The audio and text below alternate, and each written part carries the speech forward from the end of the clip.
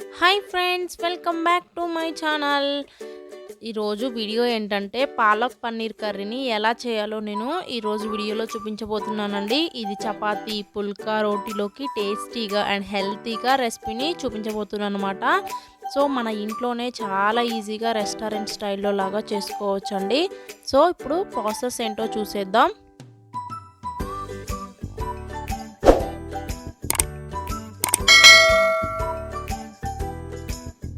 So ఇక్కడ వచ్చేసి నేను జెర్సీ సాఫ్ట్ పన్నీర్ తీసుకున్నాను అనమాట. సో ఇది 100 గ్రామ్స్ ప్యాక్ అండి. నేను ఇది తీసుకున్నాను అనమాట. చాలా బాగుంటుందండి టేస్ట్ అయితే. ముందుగా ఒక ప్యాన్ పెట్టుకొని ఒక స్పూన్ ఆయిల్ వేసుకోండి ప్యాన్లోకి. ఆయిల్ కొంచెం హీట్ అయిన తర్వాత నేను 2 కప్పుల పాలకూరను తీసుకున్నాను అనమాట. ఈ పాలకూర అనేది ఒక 2-3 నిమిషాల వరకు మీడియం ఫ్లేమ్లో ఉడికించాలండి. ఈ పాలకూర ఇలా సాఫ్ట్గా అయ్యే వరకు ఉడికించాలండి. ఇలా ఉడికితే సరిపోయిద్ది అనమాట. ఆ తర్వాత వేరొక ప్లేట్లోకి తీసుకొని పక్కన పెట్టుకోండి. ఈలోపు మనం మిగతా ప్రాసెస్ ఏంటో చూసేద్దాం. మళ్ళీ అదే ప్యాన్లో ఒక 2 స్పూన్స్ వరకు ఆయిల్ అనేది యాడ్ చేసుకోండి. ఆ తర్వాత 1 ఇంచు దాల్చిన చెక్క, 1 ఎలాచి, 5 లవంగాలు అండ్ అలాగే 2 బిర్యానీ ఆకులను తీసుకోండి.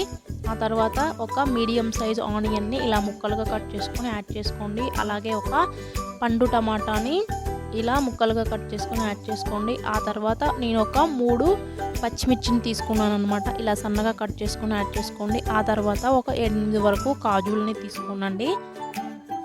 ఈ పాలకూర పన్నీర్లో కాజు వేస్తేనే టేస్ట్ అనేది చాలా బాగుంటుందండి. సో ఇలా యాడ్ చేసుకున్న తర్వాత మనం వీటిని ఒక 3 నిమిషాల వరకు మంటను తగ్గించి పెట్టుకొని దోరగా వేపుకోవాలన్నమాట. అంటే టమాటా సాఫ్ట్గా ఉడికేంత వరకు వేపుకోవాలి. లిడ్ని పెట్టేశారంటే మనకు త్వరగా ఫ్రై అవుతుంది అనమాట. సో ఇలా లిడ్ని పెట్టుకుంటూ మధ్య మధ్యలో ఇలా కలుపుతూ ఫ్రై చేసుకోండి. మనకు టమాటా అనేది సాఫ్ట్గా ఉడికేంత వరకు కొంచెం ఉడికించుకోవాలన్నమాట.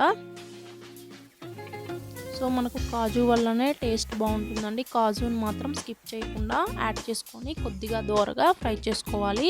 ఇలా మనకు ఫ్రై అయితే సరిపోయింది. గ్యాస్ ఆపేసి ఇంకా పక్కన పెట్టేసుకోండి. ఇలా చల్లారిన తర్వాత ఒక మిక్సీ జార్ తీసుకొని అందులో యాడ్ చేసుకొని ఇంకా ఇలా పేస్ట్గా పట్టుకోవాలన్నమాట. ఒకవేళ పేస్ట్గా ఇష్టం లేని వాళ్ళు కొంచెం బరకగా కూడా పట్టుకోవచ్చండి.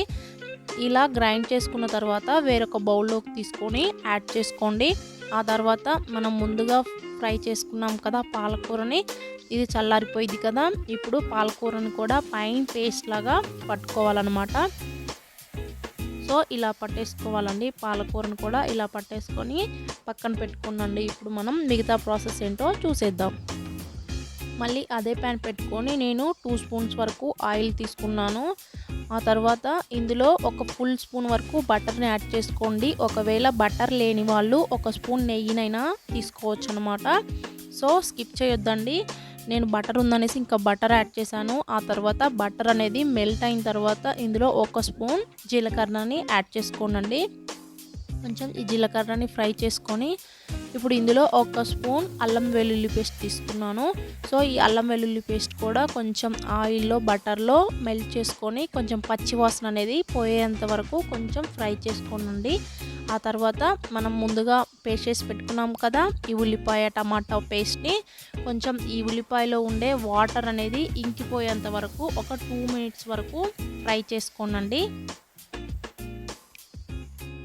సో ఇలా దగ్గరుండి మంటను తగ్గించి పెట్టుకొని ఇలా ఫ్రై చేసుకోవాలి. కొంచెం మనకు ఆయిల్ అనేది ఇలా పైకి వచ్చేటప్పుడు ఇందులో కొద్దిగా పసుపు అలాగే మీ టేస్ట్కు సరిపడా సాల్ట్ని తీసుకోండి. నేను ఇక్కడ 1 స్పూన్ తీసుకున్నాను. సో ఇది తీసుకున్నాక కొంచెం కలిపేసుకోండి.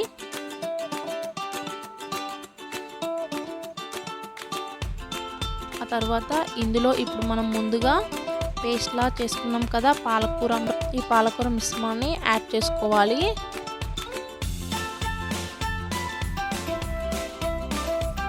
సో ఈ పాలకూర మిశ్రమాన్ని యాడ్ చేసుకున్న తర్వాత ఈ పేస్ట్ని యాడ్ చేసుకున్నాక ఇంకా కలిపేసుకునండి బాగా. సో ఇది బాగా కలిసేంత వరకు కలుపుకోవాలి. సో ఇలా 1 నిమిషం వరకు కలుపుకోనండి. ఆ తర్వాత లిడ్ని పెట్టేసుకొని 1 నిమిషం వరకు కలుపుకోండి. ఈ తర్వాత కొంచెం ఆయిల్ అనేది మనకు పైకి కనిపిస్తుంది అనమాట. సో ఇలా ఈ కన్సిస్టెన్సీలో వచ్చినప్పుడు ఇందులో మనం ఇప్పుడు వేయించిన జీలకర్ర పొడి 1/2 స్పూను అండ్ గరం మసాలా ఉంటుంది కదా, గరం మసాలా 1 స్పూను అండ్ ధనియాల పొడి 1 స్పూన్ తీసుకోండి. అలాగే మీకు కారం ఎంతైతే తింటారో అంత తీసుకోవచ్చు అనమాట. నేను 2 స్పూన్స్ వరకు కారం అయితే యాడ్ చేశానండి, రెడ్ చిల్లీ పౌడర్. ఆ తర్వాత ఒకసారి బాగా కలిపేసుకోండి. ఈ మిశ్రమానికి అంతా పట్టే విధంగా ఈ స్పైసెస్ అనేది కలిపేసుకోవాలి. ఆ తర్వాత ఇప్పుడు నేను ఇందులో పన్నీర్ని యాడ్ చేసుకున్నాను. నేను ఈ షేప్లో కట్ చేసుకున్నానండి. మీరు ఏ షేప్ అంటే ఆ షేప్లో కట్ చేసుకోవచ్చు. ఆ తర్వాత ఒక ఫుల్ గ్లాస్ వరకు వాటర్ని తీసుకున్నాను. అంటే మిక్సీ జార్ కడిగి వాటర్ అనేది గ్లాస్లో యాడ్ చేశాను అనమాట. అందుకే గ్రీన్ కలర్లో ఉన్నాయి. సో ఇలా వాటర్ని తీసుకొని యాడ్ చేసుకొని బాగా కలిపేసుకొని ఒక 5 మినిట్స్ వరకు ఉడికించుకోవాలి. సో పన్నీర్ అనేది పెద్ద ముక్కలుగా ఇష్టం లేని వాళ్ళు చిన్న ముక్కలుగా కూడా కట్ చేసుకోవచ్చు అండి. ఆ తర్వాత లాస్ట్లో నేను కస్తూరి మేతిని అనేది యాడ్ చేశానండి. కంపల్సరీ కస్తూరి మేతిని యాడ్ చేయండి. కస్తూరి మేతి వల్లనే మనకు ఫ్లేవర్ అనేది ఎన్హాన్స్ అవుతుంది, టేస్ట్ కూడా చాలా బాగుంటుందండి. సో పన్నీర్ అనేది ముందుగా ఆయిల్లో వేపొద్దండి, ఎందుకంటే అవి రబ్బర్ ముక్కలాగా గట్టిగా వస్తాయి అన్నమాట. సో ఇలా కస్తూరి మేతి యాడ్ చేసిన తర్వాత ఒక 5 మినిట్స్ వరకు మన సిమ్లో పెట్టేసి ఇంకా కలిపేసుకోండి.